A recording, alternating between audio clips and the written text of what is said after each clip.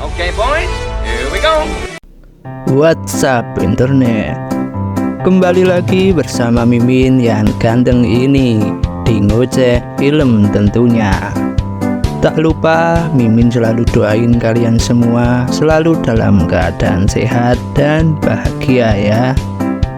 Oke, di hari ini Mimin akan menceritakan alur cerita film yang berjudul Karate Girl. Film ini dirilis pada tahun 2018. Oke, tanpa berlama-lama, langsung saja ke alur ceritanya.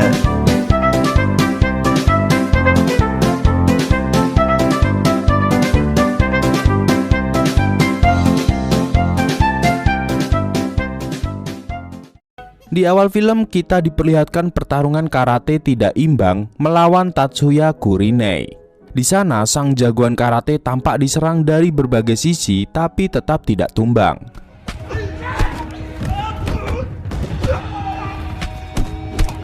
Sampai akhirnya pria misterius bernama Tagawa menusuk Tatsuya dengan samurainya.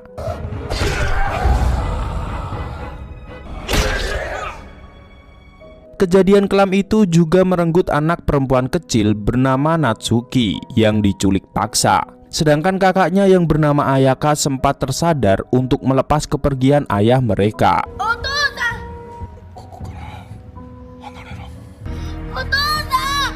Bertahun-tahun telah berlalu. Tidak terasa anak-anak ini tumbuh menjadi remaja cantik dan jago karate. Ayaka mengganti namanya yang semula Kurinei Ayaka menjadi Ikegami Ayaka. Ia bekerja paruh waktu di sebuah bioskop. Sampai pada suatu ketika salah satu pengunjung kerampokan sehingga Ayaka mau tidak mau menunjukkan skill karatenya.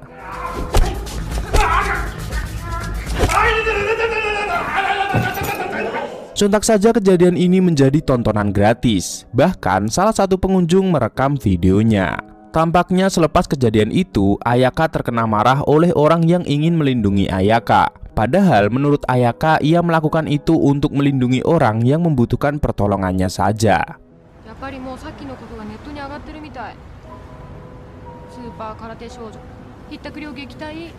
Dan di sebuah dojo karate ternama, terlihat pemandangan murid-murid dengan teknik karate mumpuni berkat latihan dengan pelatih yang diimpor langsung dari Amerika bernama Kate. Dari kejauhan latihan mereka dipantau pemilik dojo karate yang mana adalah Tagawa.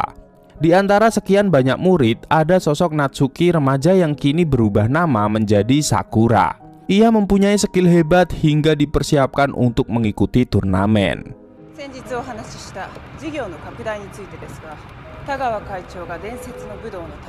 Kabar tentang Ayaka yang menunjukkan kemampuannya akhirnya terdengar sampai telinga Tagawa. Meskipun sudah mengganti namanya, tapi Tagawa bisa mengetahui jika Ayaka adalah keturunan Kurinei yang ia takuti.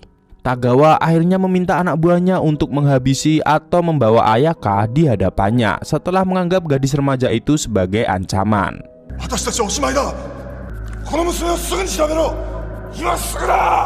Kehebatan Ayaka juga membuat ia mendapatkan tawaran untuk menjadi pelatih karate di sebuah dojo.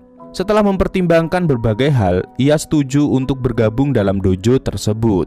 Di sana, ia diminta calon muridnya untuk menunjukkan kehebatannya. Tapi Ayaka menolak karena karate hanya ditampilkan seperlunya saja saat melindungi orang yang lemah. Namun karena ejekan dari calon muridnya, ia menunjukkan karismanya dengan melakukan tendangan tinggi.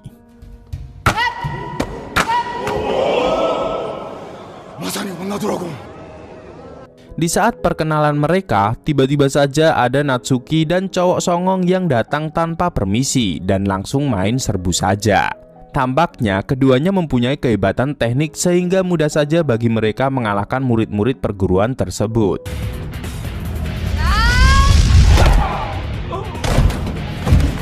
Saat si cowok songong ingin menyerang pemilik dojo, Ayaka langsung berteriak, "Yamete!" untuk menghentikan aksinya. Ia menyadari jika mereka mengincarnya, kemudian mengajak mereka untuk duel langsung.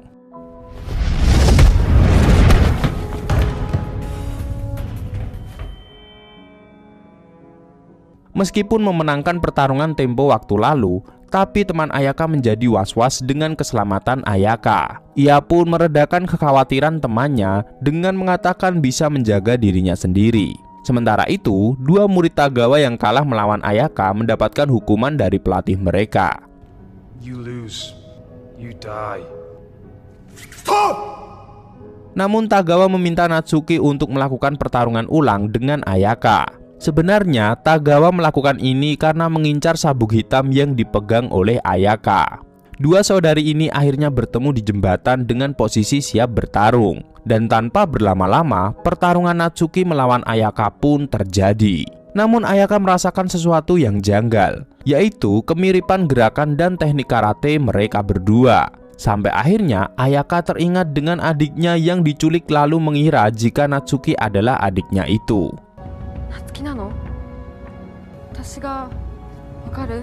Nerawareteru yo.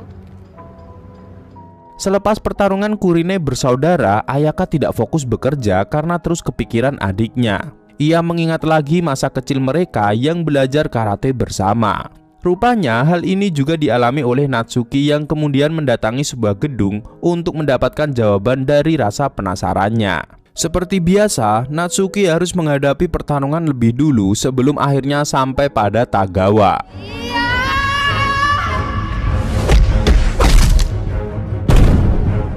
Dan terbukalah rahasia yang disimpan oleh Tagawa. Jika selama ini Ayaka adalah kakak kandung Natsuki yang terpisah saat penyerangan pada ayah mereka. Setelah rahasia itu terkuak, Natsuki langsung disekap lalu rekaman videonya dikirim pada Ayaka. Tagawa mencoba memancing Ayaka untuk mendatanginya dengan mengancam keselamatan adik tercinta yang jauh di mata tapi dekat di hati.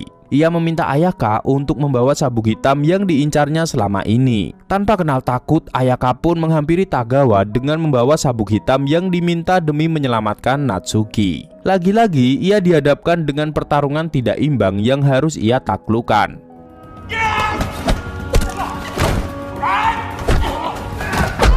Di lantai bawah, Natsuki pun mencoba melarikan diri dengan melawan anak buah Tagawa.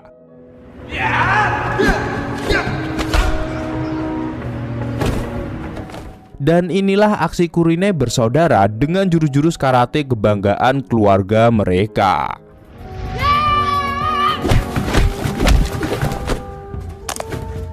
Di saat para musuh sudah dibereskan, Ayaka tiba di atap untuk mencari adiknya. Di sana, ia harus melawan Kate sebagai gongnya. Dengan sisa-sisa kekuatannya, Ayaka bertarung dengan Kate sampai akhirnya ia kewalahan lalu Natsuki datang di saat yang tepat. Mereka berdua pun menggabungkan kekuatan mereka lalu menunjukkan kehebatan karate Kurine untuk mengalahkan Kate.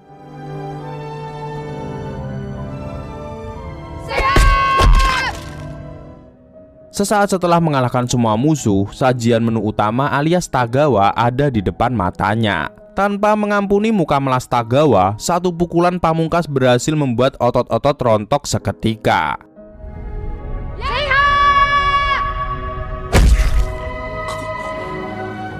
Akhirnya mereka bisa membalaskan dendam kematian ayahnya pada Tagawa.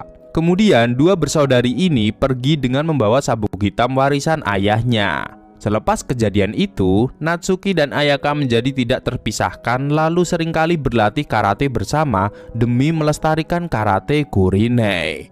Pak Camat makan tomat dan film pun tamat.